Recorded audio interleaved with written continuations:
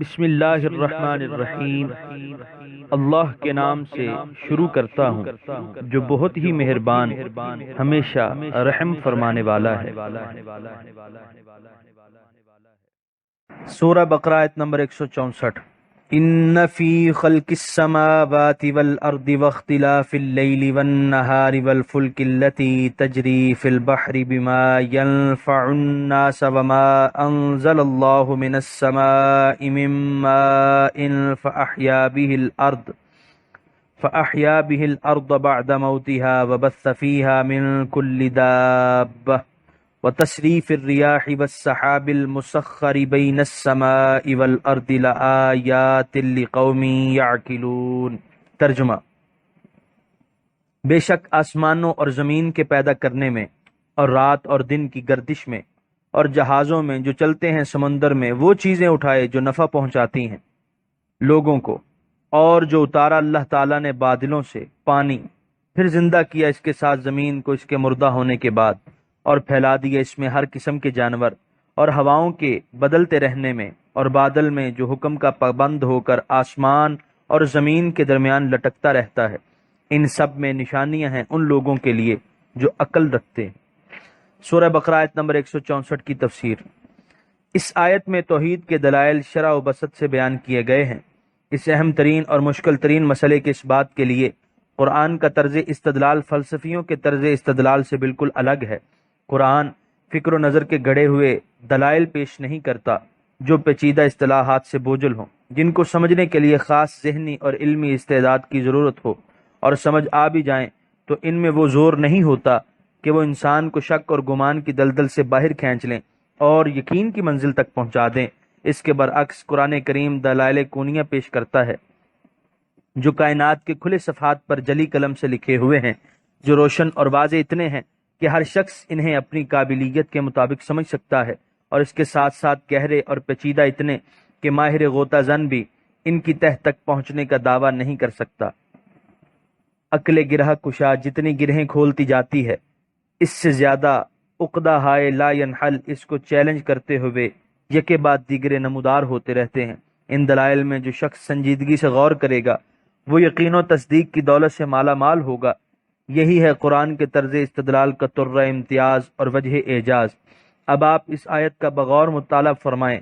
آسمان کی نیلی وسیع چھت، اس میں لٹکے ہوئے ان گنت ستارے، چاند اور سورج، پھر ان کا مقررہ وقت پر طلوع و غروب جن میں ایک سیکنڈ کے برابر بھی کبھی فرق نہیں ہوتا، ان کی گردش کے متعین راستے جن سے سر منہ کبھی انحراف نہیں ہوا، زمین کا یہ کشادہ صحن، اس میں رواں دواں ندیاں اور دریا، رات دن کی پہم گردش، ان کا گھٹنا بڑھنا، بے کراں سمندروں کے سینوں پر مسافروں سے لدی اور سامان سے بھری ہوئی کشتیوں اور جہازوں کا خرامہ خرامہ آنا جانا، گنگھور گھٹائیں اور ان کا موسلا دھار برسنا، پھر مردہ زمین کا دیکھتے دیکھتے سرسبز و شاداب ہو جانا، کرۂ ہوا میں بادلوں کا منڈلاتے پھرنا، کبھی برسنا اور کبھی ترساتے ترساتے آنے واحد میں ناپید ہو جانا، ایسی چیزیں نہیں جسے عالم تو جانتے ہوں اور بے علم نہ جانتے ہوں، جسے دانش مند سمجھ سکتے ہوں اور کم عقل کی سمجھ سے بالا تر ہوں، بلکہ کائنات کی کتاب کا ہر ورق ہر کے و مہ کے لیے یکساں طور پر روشنی کا مینار ہے۔ اور اس کے باوجود لطف یہ ہے کہ اتنا واضح ہونے کے باوجود اتنا سطحی بھی نہیں کہ اہل فکر و دانش کے لیے اس میں دلچسپی کا کوئی سامان نہ ہو، بلکہ انہیں دعوت ہے کہ اپنے نشتر تحقیق سے ذرے ذرے کا دل چیریں اور دیکھیں کہ ان میں اسرار و رموز اور قوت و طاقت کے وہ سمندر موجزن ہیں جن کا انہیں تصور تک نہ تھا۔ یہی وجہ ہے کہ ہر لمحہ مشاہدہ میں آنے والی چیزوں کا ذکر فرمانے کے بعد قرآن نے بارہا افلا تتفکرون، افلا تتدبرون کے جملے کہے۔ کیا تم غور نہیں کرتے، کیا تم تدبر نہیں کرتے؟ اور ان چھپتے ہوئے فکروں سے دانش و خرد کو للکارا ہے۔ کاش یہ الفاظ اس امت کے نوجوانوں کے خفتہ صلاحیتوں کو بیدار کر دیں، جن کی آسمانی کتاب نے انہیں واضح طور پر بتا دیا تھا۔ هو الذی خلق لکم ما فی الارض جمیعا، اللہ تعالیٰ نے زمین کی ہر چیز صرف تمہارے لیے پیدا کی ہے۔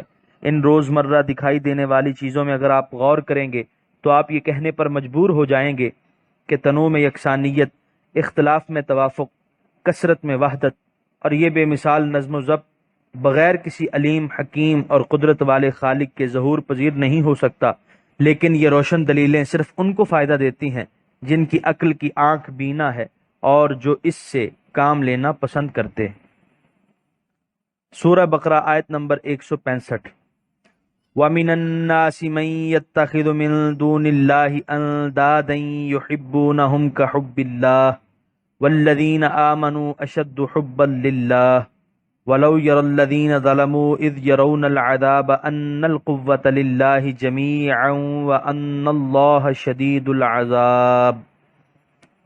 ترجمہ: اور کچھ لوگ وہ ہیں جو بناتے ہیں اوروں کو اللہ کا مد مقابل، محبت کرتے ہیں ان سے جیسے اللہ سے محبت کرنا چاہیے، اور جو ایمان لائے ہیں وہ سب سے زیادہ محبت کرتے ہیں اللہ سے، اور کاش اب جان لیتے جنہوں نے ظلم کیا، جو وہ اس وقت جانیں گے جب آنکھوں سے دیکھ لیں گے عذاب، کہ ساری قوتوں کا مالک اللہ ہے، اور بے شک اللہ تعالی سخت عذاب دینے والا ہے۔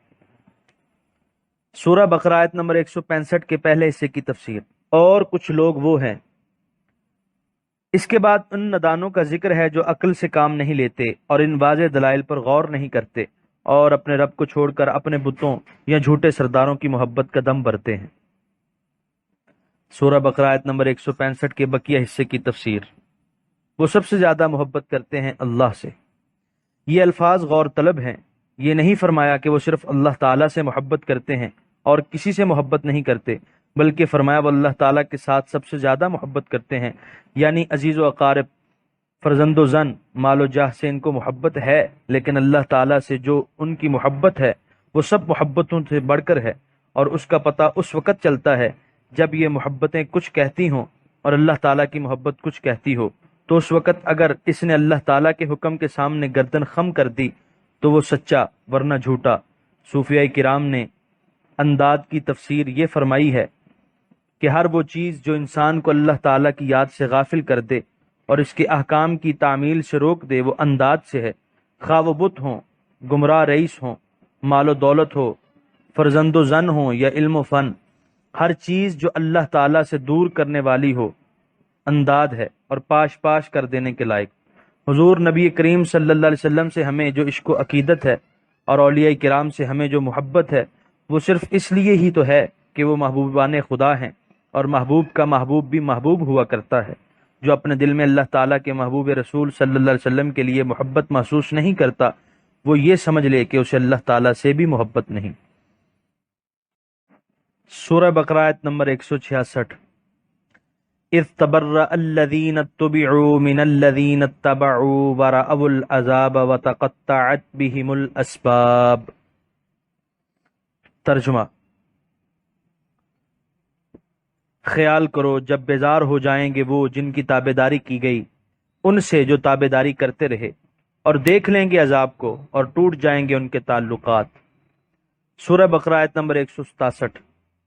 وقال الذين اتبعوا لو ان لنا كرة فنتبرأ منهم كما تبرؤوا منا كذلك يريهم الله اعمالهم حسرات عليهم وما هم بخارجين من النار۔ ترجمہ: اور کہیں گے تابع داری کرنے والے، کاش ہمیں لوٹ کر جانا ہوتا دنیا میں تو ہم بھی بیزار ہو جاتے ان سے جیسے وہ آج بیزار ہو گئے ہیں ہم سے۔ یوں ہی دکھائے گا انہیں اللہ تعالیٰ ان کے برے اعمال کے باعث پشیمانی ہوں گے ان کے لیے، اور وہ کسی صورت میں نہ نکل پائیں گے آگ کے عذاب سے۔ یہاں پر دوسرے پارے کا چوتھا رکوع مکمل ہوا۔